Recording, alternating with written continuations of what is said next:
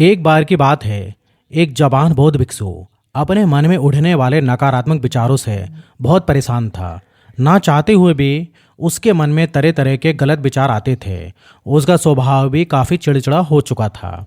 वह बात बात पर गुस्सा हो जाता था, दूसरों के प्रति जलन और नफरत की भावना रखता था, लोगों की बुराई करता और अपने मन में तरह तरह के नकारात्मक कल्पनाएं करता।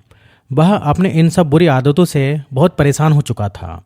उसने बहुत से तरीके आजमाए, बहुत प्रयास किया अपने अंदर के इन विचारों को खत्म करने के लिए, लेकिन कोई भी तरीका काम नहीं कर रहा था। अंततः एक दिन वो परेशान होकर उसने अपने गुरु के पास जाने का निर्णय लिया। गुरु एक बहुत ही बुद्धिमान और आत्मज्ञानी व्यक्ति थे। जवान व्यक्ति ने गुरु से पूछा, गुरुदेव, मैं अपने मन से इन नकारात्मक विचारों को कैसे खत्म कर सकता हूँ?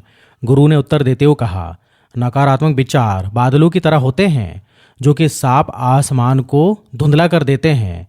अगर तुम्हें साफ आसमान देखना है तो पहले इन बादलों को हटाना पड़ेगा। ठीक इसी प्रकार अगर तुम अपने दिमाग से नकारात्मक विचारों को खत्म करना चाहते हो तो सबसे पहले तुम्हें इन नकारात्मक विचारों के कारणों को पहचानना होगा और उसके बाद उन्हें नष्ट करना होगा।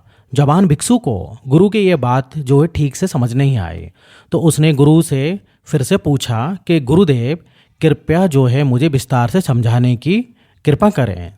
तब गुरु ने शीश को एक कहानी सुनाना शुरू की। एक बार एक व्यक्ति जंगल से गुजर रहा था।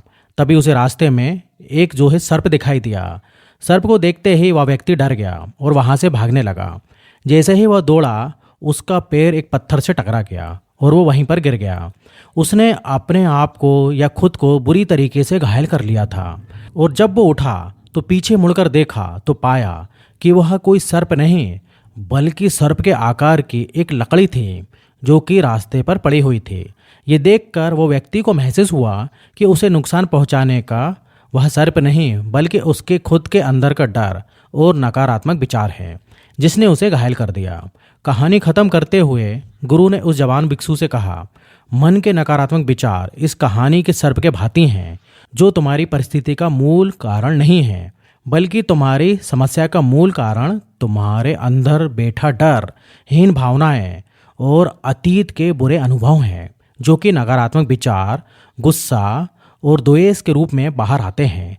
इसलिए अगर तुम्हें अपने मन से नकारात्मक विचारों को खत्म करना है तो इसके मूल कारणों को पहचानना होगा और पहचानने के बाद उनको नष्ट करना होगा। अब हम इस कहानी को अपने जीवन में कैसे लागू कर सकते हैं, इसके लिए कुछ प्रैक्टिकल टिप्स हैं। पहला, माइंडफुलनेस यानी जागरूकता का अभ्यास। अपने विचारों और अपने भावनाओं के प्रति जागरूक होना।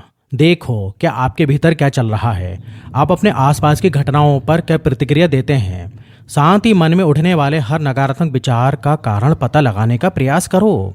दूसरा, अपने अतीत की बुरी आदतों, बुरी घटनाओं और बुरे अनुभवों को स्वीकार करो और खुद को और दूसरों को माफ़ करो। तीसरा, आभारी होना। अपने जीवन के सकारात्मक पक्ष पर अपना ध्यान केंद्रित करो और आपके पास जो कुछ भी है उसके लिए इस ब्रह्मांड का आभार व्यक्त करो।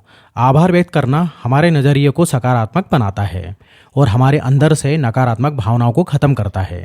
चौथा, दयालु बनो, खुद के प्रति भी और दूसरों के प्रति भी, क्योंकि नकारात्मक विचार अक्सर अंदर ही अंदर खुद की बुराई और तुलना करने से पैदा होते हैं। अपने अंदर दया भाव रखने से हम ज़्यादा सकारात्मक और संतुष्ट जीवन जी सकते हैं। संक्षिप्त में ये कहानी हमें सिखाती है कि नकारात्मक विचार हमारी परेशानियों का मूल कारण नहीं है। असली समस्या तो हमारे भीतर गहराई में छुपे हुए इन विचारों को मूल कारणों को पहचान कर हमें इन विचारों को अपने दिमाग से निकालना शुरू कर सकते हैं और एक ज़्यादा खुशहाल और शांति से भरा जीवन जी सकते हैं। याद रखिए, कहानी के सर्प के भांति हमारे ज़्यादातर नकारात्मक विचार भी सिर्फ भ्रम मात्र हैं जिन्हें हम अपने मन में पैदा करते रहते हैं।